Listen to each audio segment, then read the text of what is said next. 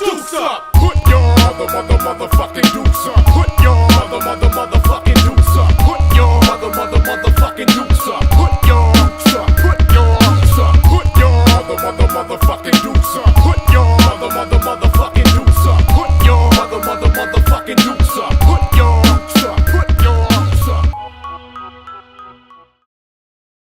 So to help us understand the internal dialogue that can occur in the dialogue between our conscious and our unconscious self, some of the traps that we can fall into, and some of the things that we can do to help us through and come out the other side, the opportunities for us to be a better fighter, or a better coach, or a better training partner.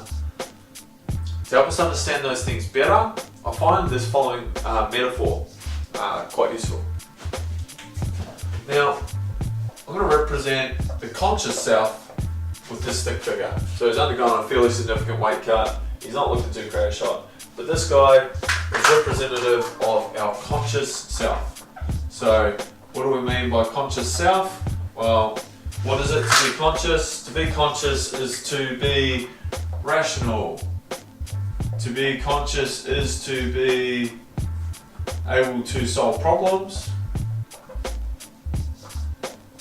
To be conscious is to be able to analyze. Now, famous expression of UFC commentators, this might be surmised as fight IQ.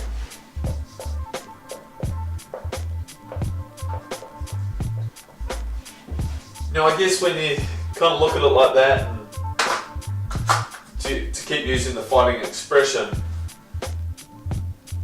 I guess it might be useful to think about the flip side of that. What is it to be not conscious? Well, it's to be subconscious. I don't want to say unconscious, but in the fight terminology, that's probably got a different connotation. So let's go with subconscious. So our subconscious self. Now, a subconscious self, we've all seen people get in the ring for the first time or spar for the first time, and their eyes are wide, they look like scared rabbits. Well, and that's in fact exactly what's happening.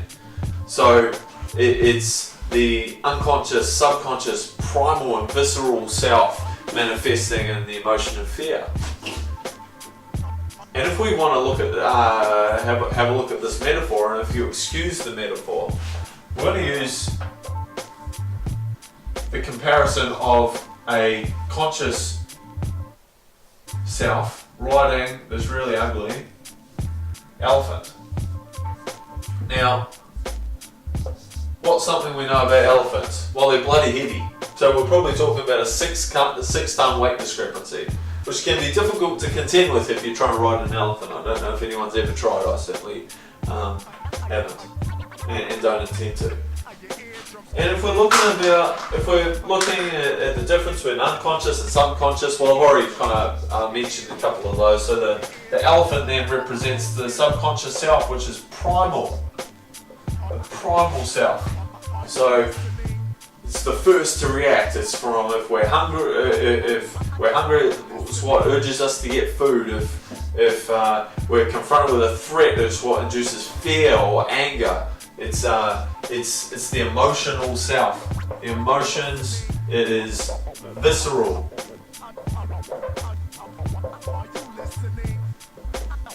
We all experience this. This is something we live with every day. In fact, we're more towards the elephant than we are towards the conscious, rational self. We are often more the elephant than we are the rider. That's why this is such a good expression. Because you can see just in terms of the size what the rider's contending with. Very difficult to ride that elephant to work in harmony together, to get it moving along the same trajectory. So if we could maybe title this the internal relationship.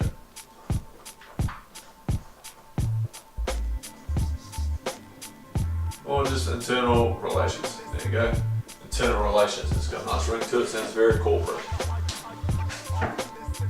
Now, if this is what's happening internally, there's probably a fairly good metaphor to describe what's happened externally, which can have as much of an impact on this relationship as anything. So let's describe it as a path.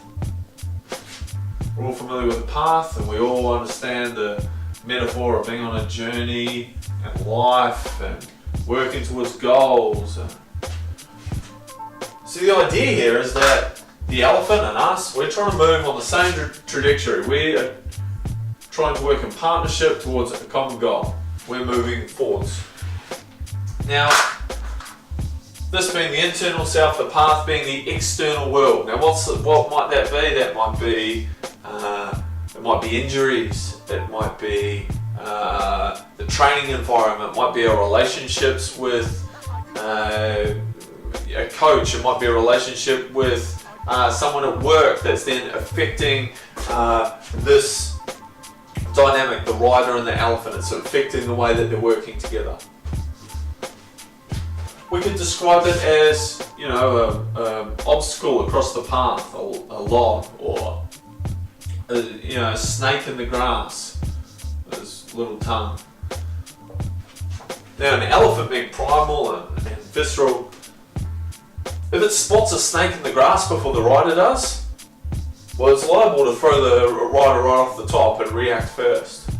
So, for us to be a master of this relationship, there's some things that we can do to help improve it. We can plan, so we can plan the route. If we know that there's obstacles on the path, we can take another path.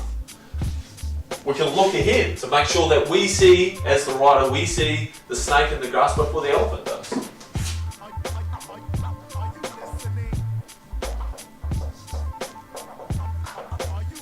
We can motivate the elephant. We can appeal to the emotions of the elephant. And doing that, we're aiding our ability to be the best version of ourselves, the best fighter, the best training partner, the best coach that we can be. We're engendering self-awareness.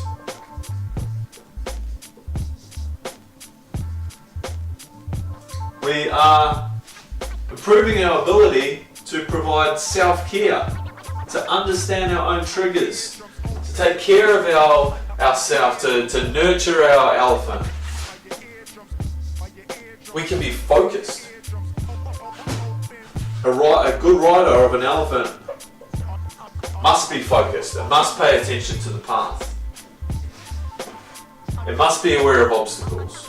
It must be aware of the needs of the elephant. We can exercise humility.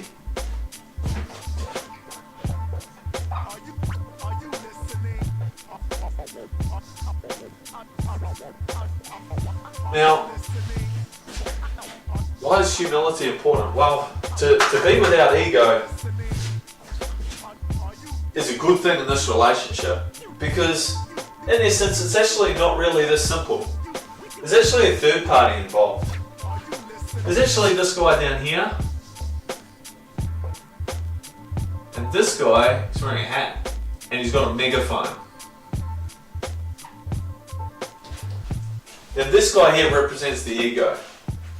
The ego's standing there with his megaphone and saying, you can't do it, or if you fail, everybody's going to hate you. You have to win. You have to win because that'll make me feel better. Otherwise, you're a piece of shit. So he's carrying on. So this relationship, if it wasn't complex enough, we have to contend with this guy. Now, to exercise humility, to be egoless, is to take this guy out of the equation so we can focus just on the path ahead. And then, when we get to this place,